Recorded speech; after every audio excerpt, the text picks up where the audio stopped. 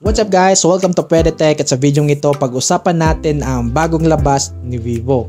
Ito ang Vivo Y17s.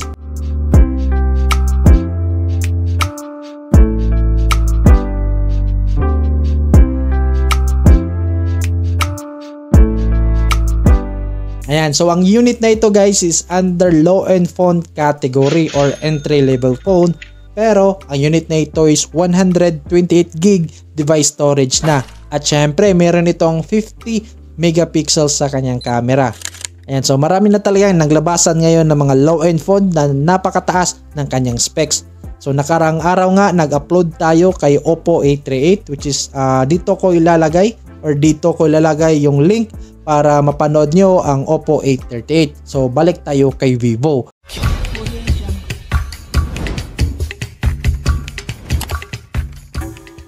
Ang unit na ito guys, Vivo Y17s at makikita agad natin yung kanyang design. Syempre si Vivo may pabagong kulay na naman. So dalawang kulay ito guys, merong forest green tsaka yung glitter purple. At yung kanyang material na ginamit dito is glass yung front at plastic naman yung kanyang likuran.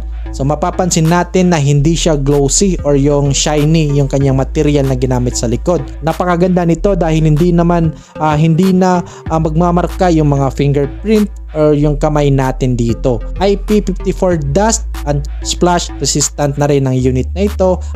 Tumitimbang ito ng 186 grams. So ito naman ang kanyang dimensions. Ang unit na ito guys, meron pa ring fingerprint scanner. So nasa side mounted siya which is nasa power button.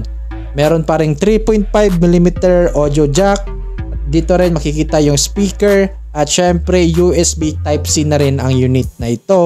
At yung kanyang battery naman is 5000 mAh LiPo battery at saka 15 watts yung charging rate ng unit na ito. Punta tayo sa kanyang screen. As expected naman, pag low-end phone or entry-level phone, naka-notch screen display pa rin ito. At yung screen size niya is 6.56 inch HD Plus IPS LCD display. At ang kanyang screen resolution ay 720 by 1612 pixels. Pixel per inch niya guys is 269. And ang unit nga pala ito guys is 60Hz refresh rate lang. So kumpara natin kay Oppo A38 which is 90Hz.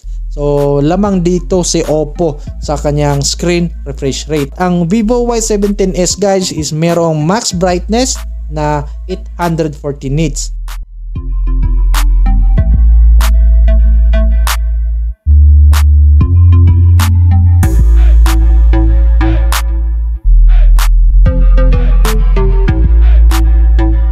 So punta naman tayo sa camera. Mapapansin natin meron itong dalawang camera. So ang main camera is 50 megapixels.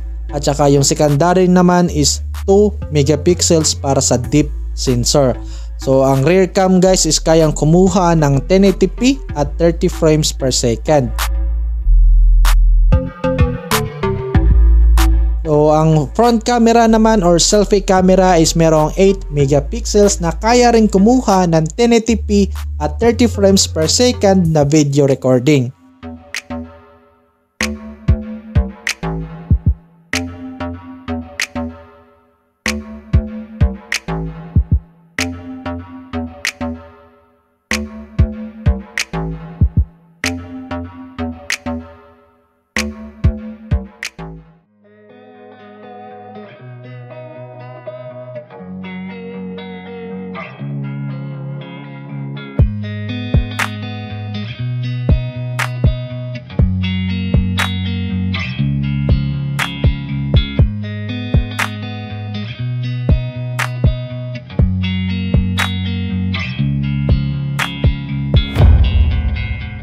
So yun nga, ang RAM ng unit na ito is 4GB RAM na kaya mong i-extend via extended RAM up to 8GB. So pwede kang mag-add dito ng isa pang 4GB of RAM.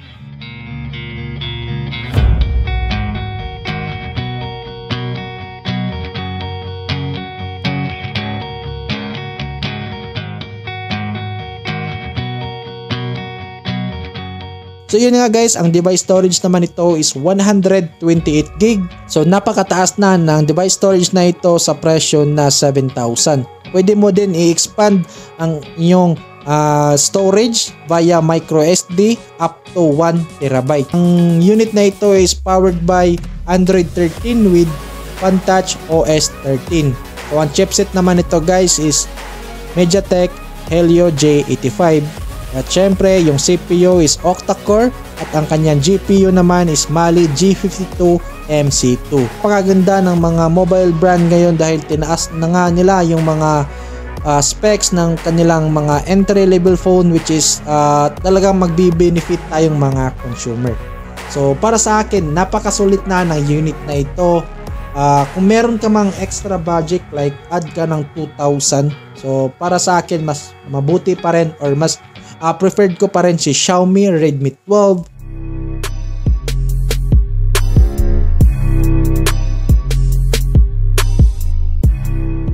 Which is 9,000 lang ang unit na yon, which is meron ng ultra wide camera features at 256GB of device storage.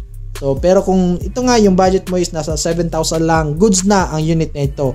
Sabi ko na kanina ay tinaas na nga ng mga mobile brand ang mga specs ng kanilang mga low-end phone.